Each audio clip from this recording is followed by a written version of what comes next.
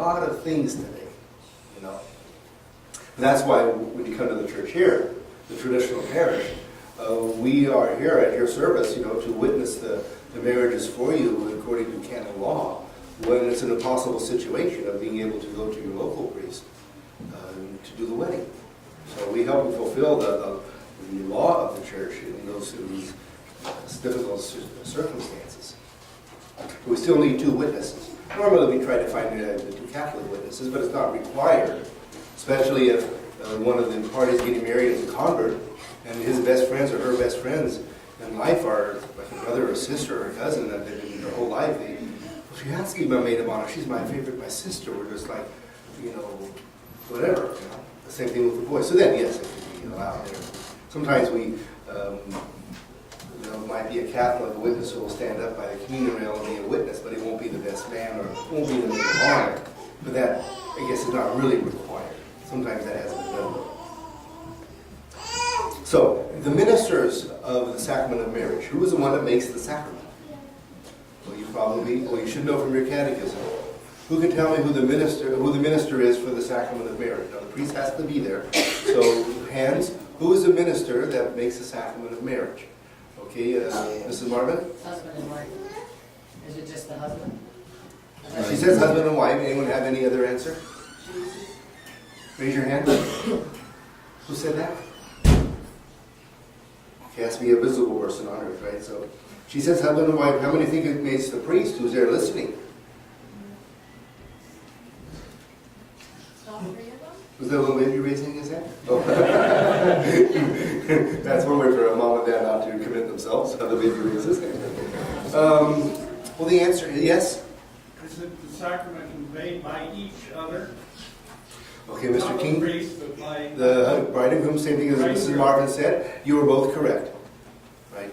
Marriage, the sacrament of matrimony is conferred, well, the ministers are the bride and groom. They confer the sacrament upon each other because what is marriage? Marriage is the union of Christ and His church. The husband is the head of Christ, and the woman is the husband is the wife. He's a figure of Christ, and the woman's a figure of the church. So they marry each other, as it were. Right? That is why, in order for it to be a sacramental marriage, both husband and wife need to have the sacrament of baptism. They need to be baptized Catholics. What is baptized Christians for a sacramental marriage? It's good to know. Okay, good. So the priest is the witness authorized by the church and is necessary for a valid marriage. Those who get married outside the church without being in front of the priest are not validly married. Those who don't want to, but that makes it harder when the canon law says that they don't get married in front of us, it's still to be valid. But so many times there's no reason to do that, and they know that they're not getting married validly, so, or they go before a justice of the peace anyway. So, okay, so let's continue.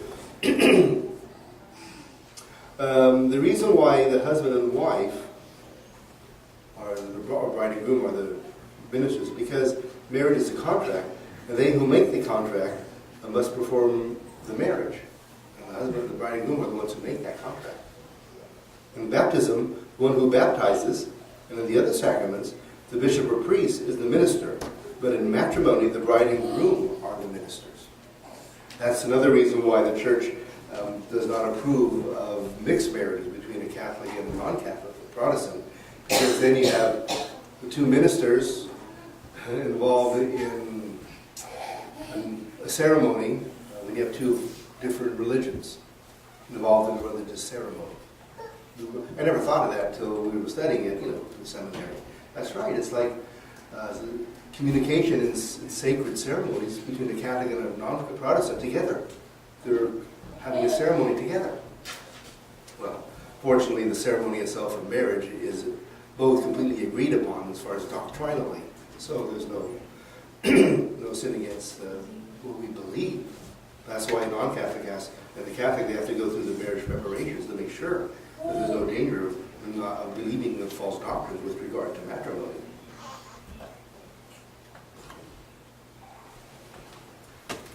A question. Why is every true marriage between a baptized man and a baptized woman a sacrament? Well, the reason is because Christ himself has raised every marriage of this kind to the dignity of the sacrament. It is Christ who has given it the symbolism of the unity of himself and his church. So it automatically becomes a sacrament. The only time it wouldn't is if one of the parties says, I don't want this to be a sacrament. Well, it doesn't normally happen. So mixed marriages normally are sacramental marriages. A marriage between a baptized non-Catholic and a Catholic, a marriage between baptized non-Catholics, if contracted in the correct way, is always a sacrament and is so recognized by the Catholic Church. It can only be broken by the death of one of the parties. So non-Catholics, yes, if they are both free to marry, they both understand what marriage is and fulfill all the conditions, they do enter into a valid marriage. Father, they didn't get married in the Catholic Church. Well, they aren't members of the church, so they are not obliged by that law. They can get married. Protestants can get married in front of a justice of the peace, in front of a judge, in front of anyone who is commissioned by the civil authority, as long as they're the two witnesses. So, interesting. The church does not recognize, however, the so-called marriage of divorced, baptized non-Catholics, whose previous partners are still alive. Such unions are sinful and are still invalid marriages. So two non-Catholics have gotten married, then they get their divorce, they both go get married again. Those second and third and fourth marriages are all invalid. Sometimes it's kind of frightening when it's always frightening when you hear about that happening, especially some very famous actor or actress that you really thought was a wonderful actor or actress. And so-and-so divorced, now is on his fifth marriage. Oh my gosh, fifth marriage. That poor man or that poor woman is not going to make it. That's the word of God, right? They can't be saved with adultery. Wow. So we got it very hard for people who are in that state.